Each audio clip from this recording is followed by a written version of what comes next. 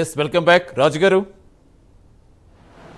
Yes ఫైనల్గా I think మొత్తానికి అన్నిటికీ కూడా సమాధానం వచ్చే ఉంటుంది అనుకోవడానికి సమాధానం వచ్చే ఉంటుంది. సో ఫైనల్గా కంక్లూడ్ చేయండి. రైట్ సతీష్, ఎందుకంటే ఇక్కడ మనం ఒకటే ఏంటి అసలు లింక్ డాక్యుమెంట్ అనేది ఒక భూమికి సంబంధించినటువంటి స్వభావాన్ని, రిజిస్ట్రేషన్, దానికి సంబంధించినటువంటి పరిస్థితులను చెప్తూ ఉంటుంది. సో మనం ఇప్పుడు చూపించాం 94 నుంచి ఉన్నటువంటి అన్ని డాక్యుమెంట్స్ కూడా చూపించడం జరుగుతుంది. ఇంకా కూడా మనం లైవ్లో ఉన్నప్పుడే కింద చాలామంది మేధావులంతా కూడా కొన్ని కామెంట్స్ పెడుతూ ఉన్నారు. అది చెరువు భూమే కాదా? చెరువు భూమి కాదు స్వామి, అది చెరువుకి పక్కనే ఉన్నటువంటి FTL సికం భూమి అనేది పక్కాగా చెబుతున్నాం. అయినా సరే అది చెరువా కాదా? నెంబర్ 1. నెంబర్ 2, 22A జాబితాలో నిషేధిత జాబితాలో ఉందా లేదా దానికి సమాధానం చెప్పండి. 22A జాబితాలో ఉంటే రిజిస్ట్రేషన్ కాదు. 22A జాబితాలో ఉంటే రిజిస్ట్రేషన్ కాదు, ఇది స్పష్టంగా కనిపిస్తుంది. పవన్ కళ్యాణ్ తప్పు చేశాడా లేదని మరి కొంతమంది ప్రశ్నలు అడుగుతున్నారు. నిజంగా పవన్ కళ్యాణ్ తప్పు చేసి ఉంటే 94లోనే అప్పుడే తప్పు జరిగి ఉండాలి. అప్పుడే పవన్ కళ్యాణ్ మీద నేరుగా రిజిస్ట్రేషన్ అయి ఉండాలి. కానీ ఎప్పుడైంది అది? 2014లో అయింది. అంటే 20 సంవత్సరాల తర్వాత జరిగింది. ఒకవేళ 94కి ముందు అది ఇంకా నిషేధిత జాబితాలో ఉంది, లేదా అప్పట్లో ప్రభుత్వ భూమిని వాళ్ళు ఏమైనా ఫ్యాబ్రికేట్ చేస్తే అది పవన్ కళ్యాణ్కి ఎలా ఆపాదిస్తారు? నిజంగా అలాంటి పరిస్థితి ఉంటే. కానీ ఇక్కడ ఉన్నటువంటి రికార్డ్స్ ప్రకారం అది ప్రభుత్వ భూమి కాదు అని చాలా స్పష్టంగా చెబుతోంది.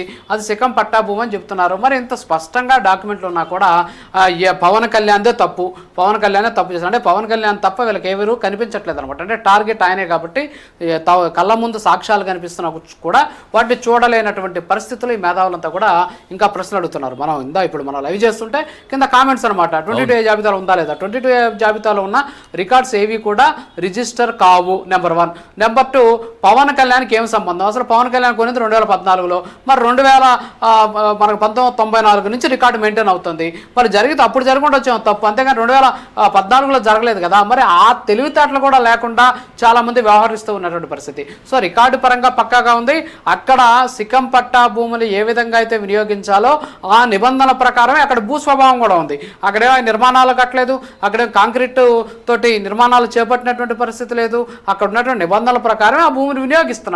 మరి దాన్ని పట్టుకొని వచ్చేసి పవన్ కళ్యాణ్ ఏదో చేసేసాడని చెప్పేసి, తెలంగాణకి సంబంధించినటువంటి వనరులని దోచుకుంటున్నాడని చెప్పేసి, అంటే ఇంకా పెద్ద పెద్ద మాటలు అనమాట. ఒక్కొక్కరు ఇష్టానుసారం, అంటే వాళ్ళ చేతిలో ఒక చిన్న పెన్ను ఒక ఫోన్ ఉంటే చాలన్నమాట, ఇష్టానుసారంగా మాట్లాడిస్తూ ఉన్న పరిస్థితి. సో మాట్లాడే సందర్భంలో మన మాటకి ఒక స్టాండర్డ్ ఉండాలి, ఆ స్టాండర్డ్కి ఒక సాక్ష్యం ఉండాలి.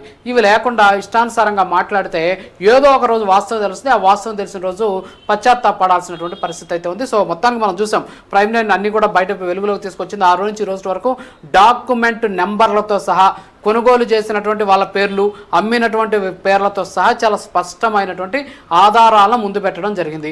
ఒకవేళ ఆ భూమి నిజంగా చెరువు భూమి అయితే పవన్ కళ్యాణ్ బాధితుడు అవుతాడు కానీ నిందితుడు కాదు. లేదా అది పట్టా భూమి అయితే దానికి ఆయన యజమాని అవుతాడు. ఇది చాలా స్పష్టంగా ఈ డాక్యుమెంట్ ద్వారా మనకు కనిపిస్తుంది. ఖచ్చితంగా రాజు, ఖచ్చితంగా. ఎందుకంటే మీరు 67A చట్టం ఏం చెప్తుందో మొన్న రీసెంట్గా చేసిన వీడియోలో చెప్పే ప్రయత్నం చేశారు. ఒక కేసులో హైకోర్టు ఏమి న్యాయం ఇచ్చిందో హైకోర్టు తీర్పుకు సంబంధించి చెప్పారు. ఒకటని కాదు, ప్రతిదీ సాక్ష్యాలతో సహా, ఏదో పనిగట్టుకుని వాళ్ళు మసిపూసి మారడికాయ చేస్తే ఏదో గుట్టకాల్చి మొహమ్మద్ వేసినట్టుగా కాదు.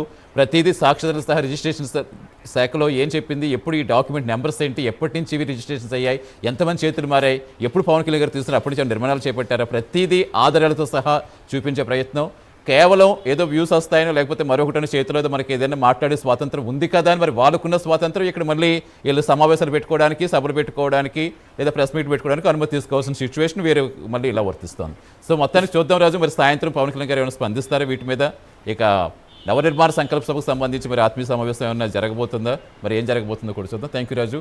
అలాగే మీతో పాటుగా ఇక్కడ డిబేట్లో పాల్గొన్న బండారు రామ్మోహన్ గారికి, అలాగే జనసేన నాయకులందరికీ థ్యాంక్ యూ సో మచ్ అండి. ఇది ఇవాళ స్పెషల్ డిబేట్. నమస్తే.